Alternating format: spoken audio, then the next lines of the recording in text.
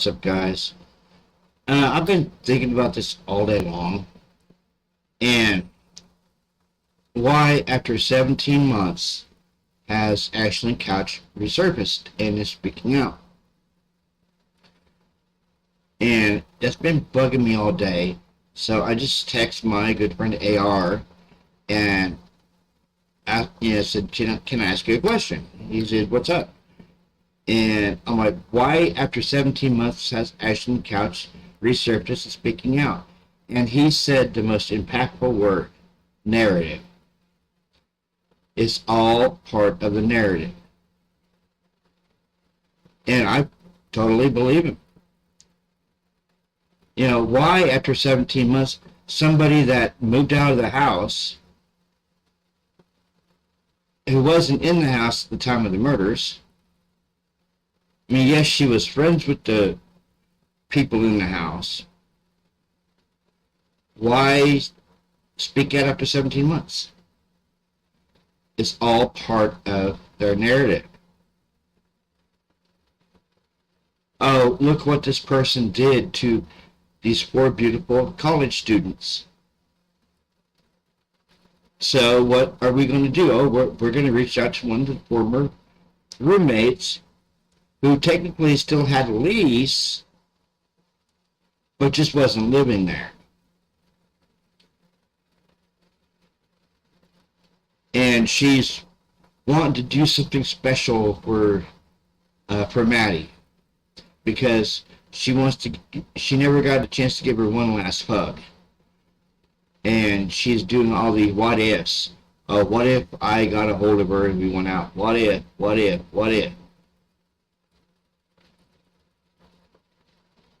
And I mean, a lot of times we do the what ifs if something bad happens to somebody we care about.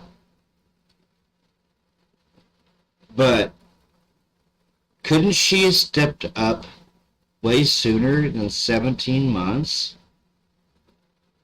It's kind of odd to me that after 17 months of silence, she decides, okay, hey, I'm stepping up.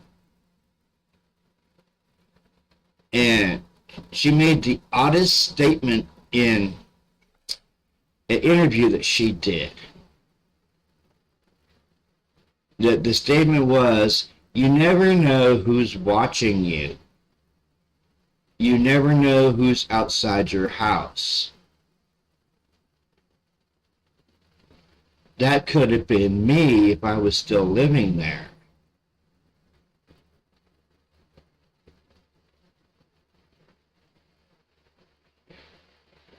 Yes, I understand, Ashlyn. That could have been you if you were still living there, but you weren't living there. Maddie, Kaylee, Xana, and Ethan lost their life in a gruesome tragedy. But you texting Maddie, are you okay? It just seems kind of odd.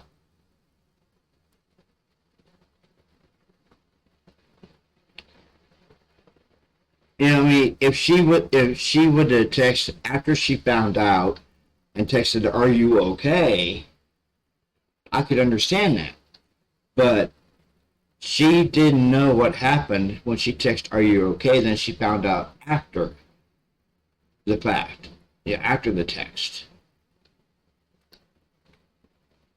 Now, see, a lot of these college students, like Ashlyn Couch and Dylan Mortensen, and they're going to get torn apart by Ann Taylor on the witness stand. If Dylan even testifies.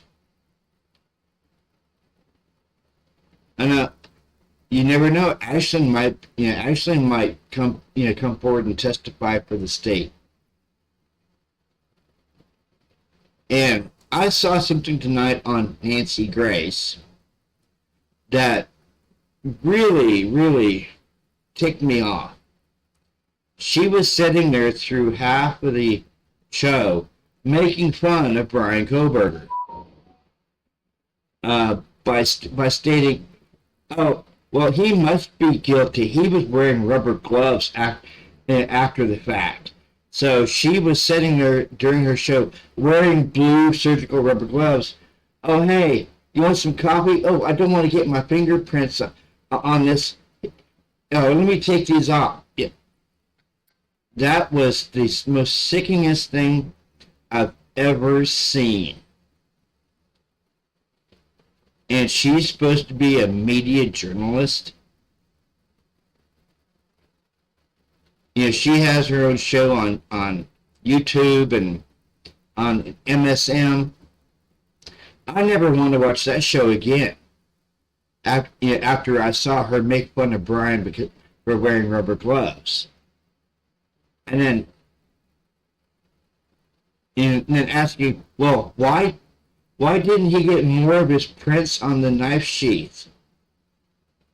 And then they had some retired expert saying, well, he could have wiped it down, but failed to get the button snap. Yeah. I'm getting tired of the media narrative that this man's guilty before we even go to trial. None of us know if he's guilty. None of us know if he's innocent. A lot of us, are praying that he's innocent and is exonerated. But in the mainstream media, he's automatically guilty. Lock him up, put him to death. And then she was also making fun of Ann Taylor, calling Ann Taylor a whiny bee. Because Ann Taylor's not getting what she wants.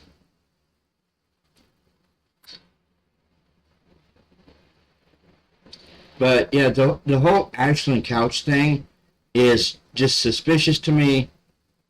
I agree with my friend AR. It's all feeding the narrative that they've got going on there in the Idaho case and in the state of Idaho. It's all a narrative. They all want us to believe that this man is guilty when majority of us don't believe he's guilty at all.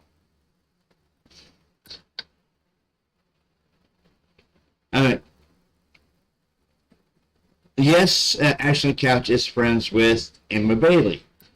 Well, you don't hear a hide nor hair of Emma Bailey. She was friends with the people in that house, but you don't hear her going on a media tour or anything like that. She's living her life. So why can't Ashland Couch live her life and stay out of the limelight? Even Ashton Couch's mom is getting into it. Oh, well, we want to do something special for those poor lost and beautiful souls that lost their life in that house. That's all well and good and wonderful that you guys want to do that. But couldn't you guys done that earlier than 17 months? There's just something's off here, guys. Something's very off with this case. It's been off from day one.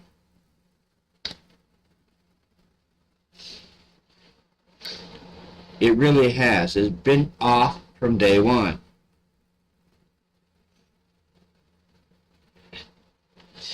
I'm starting to wonder about this case. And then at the end of the month, on May 30th, they're going to have a hearing for the IGG, and yes, it's going to be Bicka Barlow and Leah Larkin, but they're going to be doing it on Zoom because Ann Taylor just dropped she just dropped a new document requesting for Bicka Barlow and Leah Larkin. Now, here's something interesting about Leah Larkin. She's known as the DNA geek, but what Becca Barlow is best for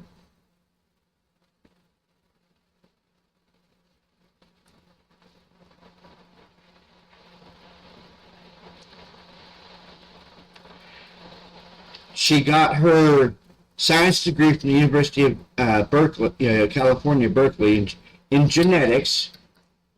She pursued her scientific and academic interests and attained a master's degree in genetics and developmental biology,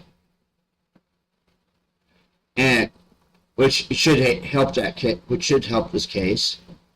And Becca Barlow, no, Becca, yeah, and Leah Larkin has got her biology degree from University of Texas, where she got her PhD in that. And she also got her DNA study from University of Texas at Austin. So we have two well-qualified people doing the IgG. Now, I can't remember which one it was. I think it was either Becca Barlow or Leah Larkin, where the FBI showed up at their doorstep over their testimony in this case. Can someone let me know down in the comments which one it was? Was it Becca Barlow or was it Leah Larkin? But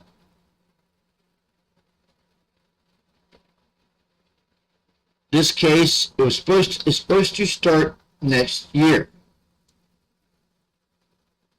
But I doubt it's going to start next year. I think more than likely it might start in 2026 or 2027. Now, so far, the defense has spent in this case, as well as the college, $3 million has already been spent on this case. $3 million.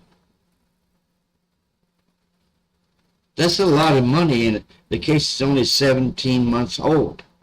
Imagine how much more is going to be spent if this case drags out until 2026 or 2027. It's a lot of money, guys. It really is.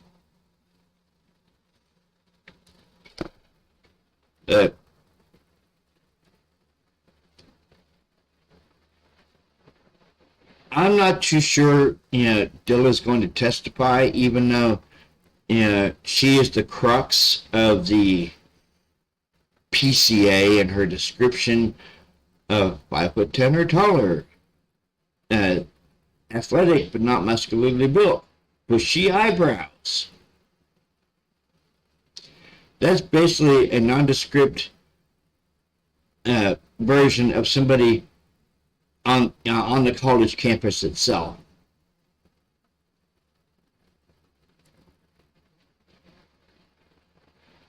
And I'm with Ann Taylor here. I'd like to know how they got Brian in their crosshairs.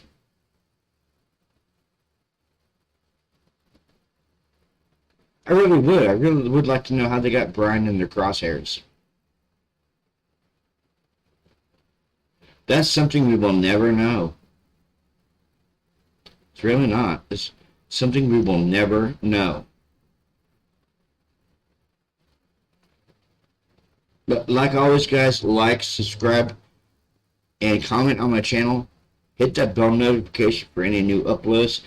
And make sure you share this channel as well. You guys have a good weekend, and this is TCC out.